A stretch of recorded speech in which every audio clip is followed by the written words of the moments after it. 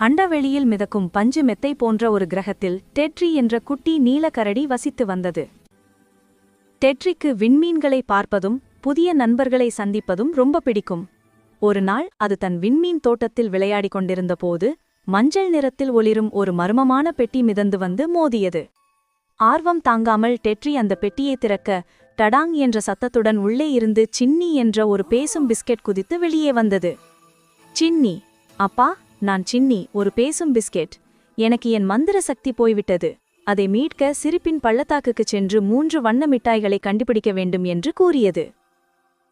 டெட்ரியும் அதன் வழிகாட்டியான whisper பட்டாம்பூச்சியும் biscuit சின்னிக்கு உதவ முடிவு செய்தனர்.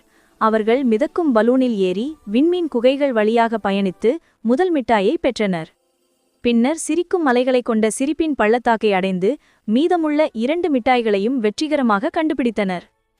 3 மிட்டாய்களையும் தொட்டதும் சின்னி பிஸ்கெட் தங்க நிறத்தில் பிரகாசித்து தன் முழு மந்திர சக்தியையும் பெற்றது.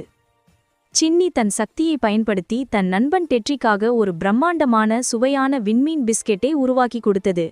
அன்று முதல் டெட்ரியும் சின்னி பிஸ்கெட்டும் நெருங்கிய நண்பர்களாக விண்வெளியில் மகிழ்ச்சியாக பயணித்தனர்.